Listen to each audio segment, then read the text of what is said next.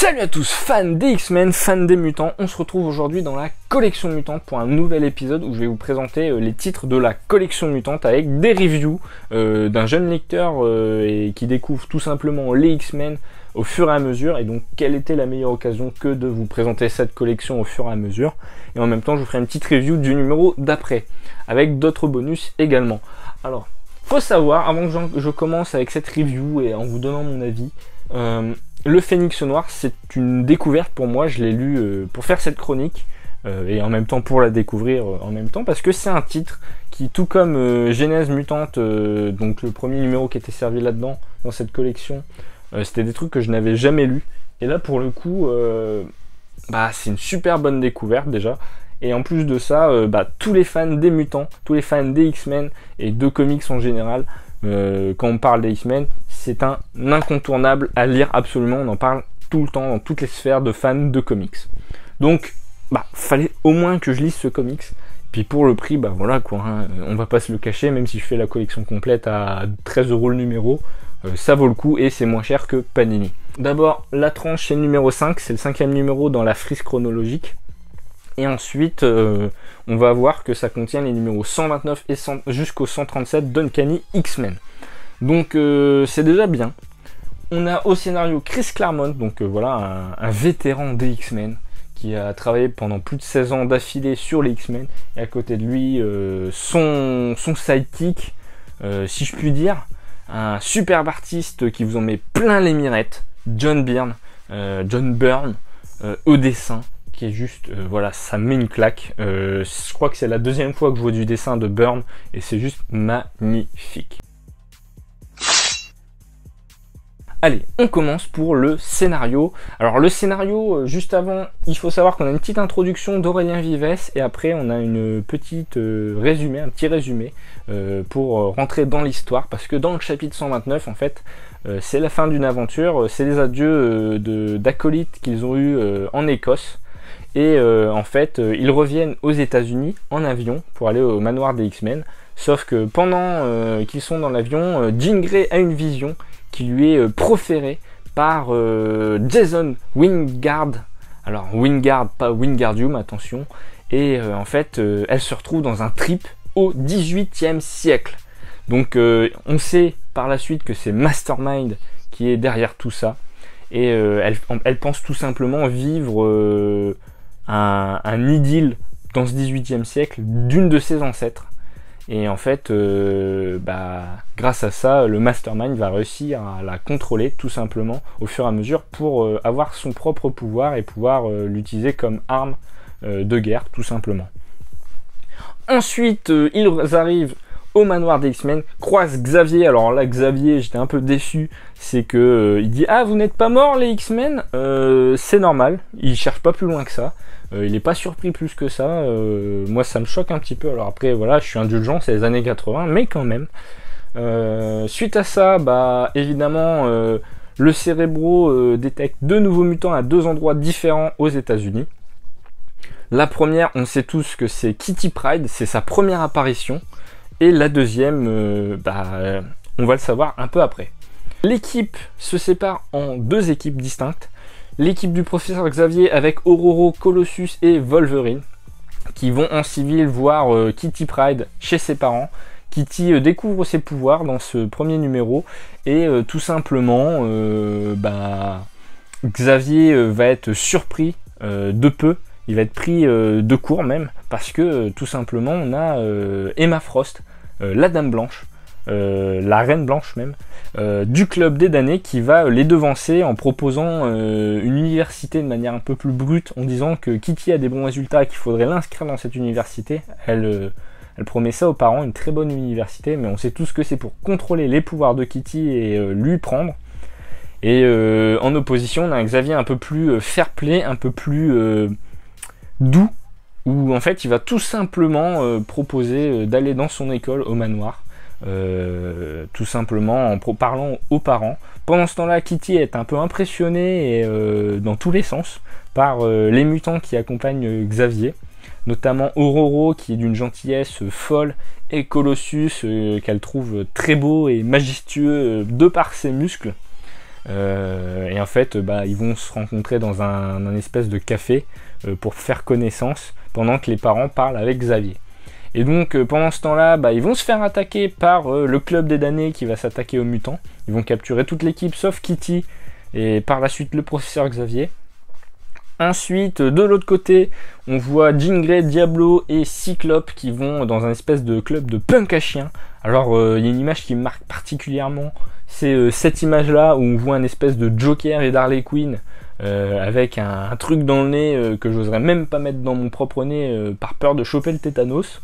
Mais bon, pourquoi pas. Et en fait, ils découvrent que la mutante est Dazzler, sauf qu'au même moment, ils se font aussi attaquer par le club de damnés, par des androïdes. Et c'est quand même très très fort. Alors pour le coup, Jean Grey, même si elle se fait manipuler, elle arrive à s'en sortir. Il croise encore ce mastermind qui manipule son esprit et ils arrivent à s'en sortir, à battre le club de damnés, pendant que Kitty, elle, récupère le numéro de téléphone auprès d'Ororo pour pouvoir tout simplement appeler les X-Men. Faut savoir qu'elle traverse à travers les murs, tout simplement. Si vous connaissez les X-Men, vous le savez, sinon je vous le dis. Et elle passe à travers toutes les matières solides, comme si de rien n'était. Et donc elle a pas besoin de porte. Donc ça c'est pas mal. Et en plus de ça, elle va être sauvée par l'équipe de Jean, qui vont ensuite s'attaquer à l'autre groupe du club des damnés pour secourir les X-Men. Alors faut savoir que voilà, ils les ont déshabillés. Je vais vous en parler un petit peu du club des damnés parce que c'est quand même un club un peu BCBG qui aurait des tendances sexuelles un peu douteuses. Pourquoi je vous dis ça? Alors je sais pas si c'est voulu, hein, mais déjà la Reine Noire, la Reine Blanche, donc la Reine Blanche qui était Ma Frost et la Reine Noire Jean Grey en tant que Dark Phoenix, enfin avant qu'elle soit le Dark Phoenix, ont des tenues très légères. En plus de ça, Sébastien Shaw, le mec qui combat torse-poil, je sais pas pourquoi, mais moi si je veux me battre, je prends des vêtements amples, mais je me mets pas torse nu, hein. J'espère qu'il faisait pas froid comme en ce moment parce qu'il doit se les geler. Et en plus de ça, il les dépoile, et en plus de ça, ils les mettent dans des cages. Les hommes de main, parlons-en, ils ont des masques un peu chelous. Comme on pourrait voir dans ces soirées un peu BCBG, un peu chic, mais avec des genres un peu malsains. Et il y a des fouets, il y a des instruments de torture. La pauvre Ororo, elle est dépoilée, en plus elle est sur une croix de torture. Je vous dis pas, moi, ça me donne pas envie. Et en plus de ça, alors bon, ça sert l'histoire, je vais être un peu rabat-joie, mais ils baillonnent les X-Men, hein, les sous-fifres. Donc moi, vous allez pas me dire que ça, et en plus, les mecs, ils sont riches. Et en plus, il y a des nanas en soubrette et des tenues un peu olé olé. Moi, je vous le dis, ils ont des délires chelous, mais très chelous. Donc, en plus de ça, plus sérieusement, le club des damnés, en plus de leur tenue et leur vice un peu bizarre, ils cherchent à dominer le monde. Alors, il est contrôlé par 3 mutants et un humanoïde robot. Alors, un humain robot, si j'ai bien compris, mi-humain, mi-robot, alors un espèce de cyborg. Et en fait, ils contrôlent ce club et ils se font battre tout simplement par les X-Men. Et suite à ça, les X-Men rejoignent Angel dans une autre partie des États-Unis. Angel leur dit oui, je connais ce club de riches qui domine une principale partie de l'industrie. Moi j'ai hérité de passes pour passer chez eux. Il leur donne des invitations à certains. Les X-Men peuvent s'infiltrer au sein du club des damnés, même si le club des damnés s'est infiltré dans l'ordinateur des X-Men. Donc c'est un peu con, hein. Niveau échange d'informations, ils savent tout l'un des autres. Et puis on retrouve Wolverine et Diablo dans les égouts pour s'attaquer par un autre côté. Donc on voit que ce sont des fins stratèges. Ils se font tous rétamer par le cercle intérieur du club des damnés, donc les 4 dirigeants du club des damnés, qui les démontent tout simplement. Wolverine est envoyé dans les égouts, on pense qu'il s'en sortira pas. Donc tous les mutants sont de nouveau capturés. Et en fait on retrouve un épisode, alors c'est un de mes préférés de cette saga en fait, c'est l'épisode 133, où Wolverine revient en force. Alors je vais vous montrer juste une couverture, hein, mais pendant tout le long c'est castagne. Le mec revient et en mode survival et il défonce les hommes de main et il s'attaque directement au cercle intérieur du club des damnés. À la suite de la bagarre contre Wolverine et ce club des damnés, le Phénix qui les avait rejoints va réussir à briser le lien créé par Mastermind, qui la met dans cette période un peu troublée avec son Jason Wingard, où elle pense que c'est la reine, elle est mariée, c'est la meilleure. Et bien au début elle se conduit comme une vraie peste, et après avoir perdu ce lien là, elle retrouve son lien avec Scott. Et en fait, elle va se défaire de ses chaînes, de ses bourreaux, et elle va tout simplement battre le club des damnés. Les X-Men sont évidemment détachés, ils défoncent le club des damnés et se barrent le plus rapidement possible.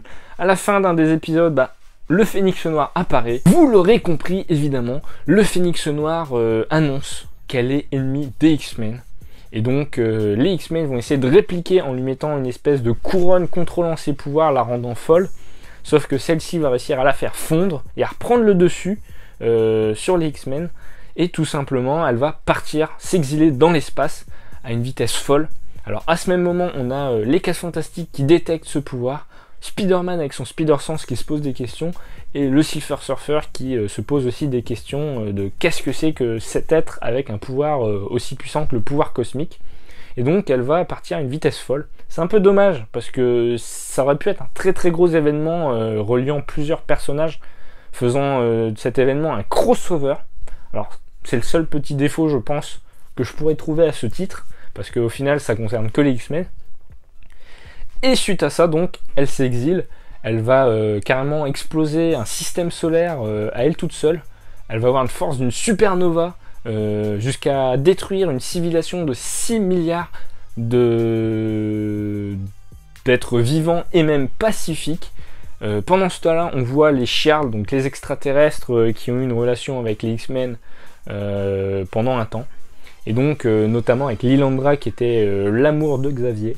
Et donc, ils vont observer ce fait et vont donc chercher à punir Jean Grey pour ses crimes, parce que elle est comparée à un dictateur, et c'est un peu l'idée qui était voulue par les auteurs dans ce titre et dessinateurs.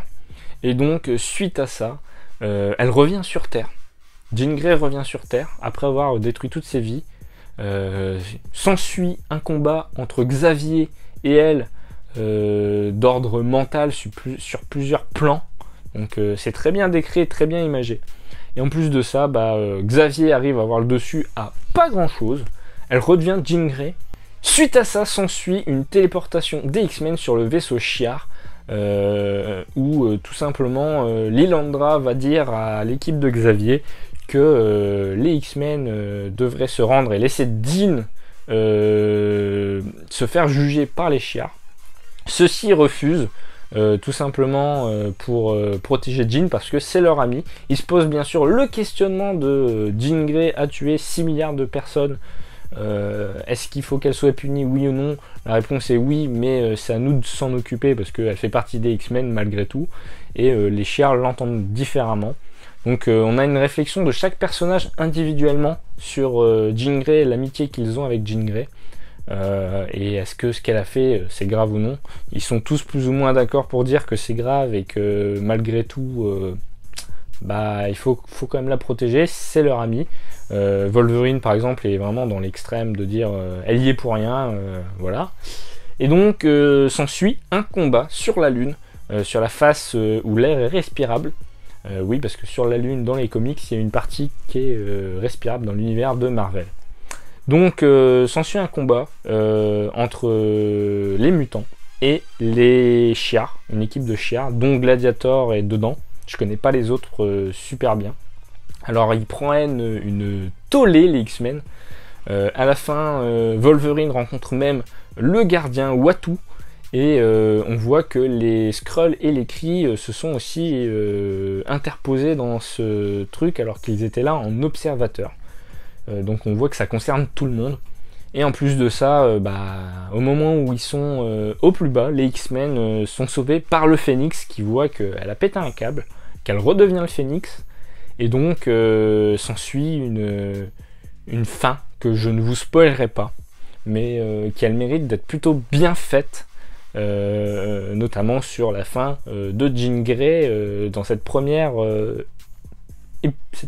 épisode tout simplement, si on peut dire ça comme ça.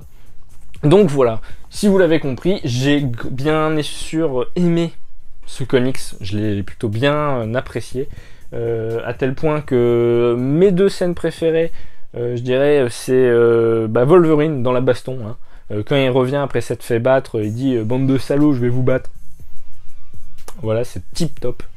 Et en plus de ça, on a une Ororo quand elle réfléchit sur le sort de Jean Grey à la fin, donc quand elle est dans les quartiers des Chiards, elle se pose cette question putain, est-ce qu'il faut que je la sauve ou non, parce que malgré tout, elle a fait un sacré massacre. Et à côté de ça, on a aussi Lilandra qui est amoureuse de Xavier et où ils ont une idylle entre eux et elle peut pas faire autre chose que prendre parti pour les Chiards malheureusement parce que c'est leur rôle de juger les menaces cosmiques comme ça. Donc voilà, pour moi c'est super bien écrit. Il y a vraiment le dernier épisode un tantinet lent pour moi, mais vraiment légèrement. Mais voilà, c'est vraiment des détails. Hein, voilà. Après je vous ai dit un peu ce qu'il y avait au fur et à mesure, ce qui me plaisait ou pas. Il y a vraiment pas grand chose qui me plaît pas. Il y a des regrets, mais c'est vraiment dans l'ensemble bien foutu. Chris Claremont, John Byrne, merci d'avoir écrit cette histoire, c'est juste génial. Je peux que vous le recommander pour 8,99, lisez-le, c'est peut-être même encore mieux, je dirais, que Genèse Mutante de Jim Lee. Je suis désolé d'avance pour ceux qui pensent pas pareil. J'ai hâte d'avoir Days of Future Past qui à mon avis sera la suite directe, parce que ce sont les épisodes 141 et 142 que j'ai déjà lu, alors j'ai pas lu ce qu'il y avait autour. Mais c'est pareil, je suis sûr que je vais prendre un pied monstrueux. Donc voilà. Ensuite, on va passer tout simplement à la review. Mais avant, un petit truc en plus qui apparaît. Je vous ai dit que l'émission allait évoluer dans la vidéo spéciale 2 ans de la chaîne. Et évidemment, vous allez avoir un petit quiz. Alors tout simplement, je vous fais une petite explication avant de lancer le jingle. Donc le jingle est différent du reste de l'émission. Et vous allez avoir un petit truc. Alors c'est tout con. Vous avez une silhouette en noir et je vous laisse 30 secondes pour deviner quel est le personnage dans cette silhouette. Alors bon, j'ai fait un truc facile pour ce premier épisode, ne vous inquiétez pas, mais dans chaque épisode, il y aura le quiz X-Men. Et donc, comme ça, vous pourrez savoir quel mutant se cache sous cette silhouette noire. Et donc voilà, je lance le générique, le quiz X-Men.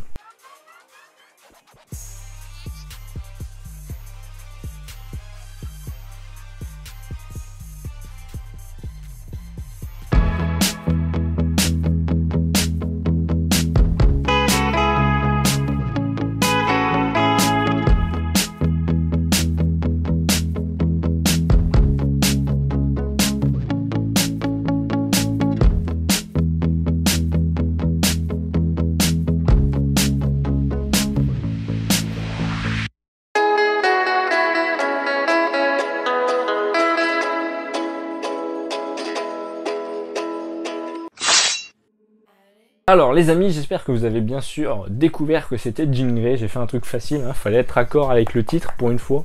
Et donc vous avez compris, c'est Jean Grey. Donc ensuite l'unboxing il est assez rapide, hein. C'est très simple, hein. Voilà, vous avez le carton, hein, je l'ai déjà retiré parce que voilà. Donc c'est encore dans un film plastique.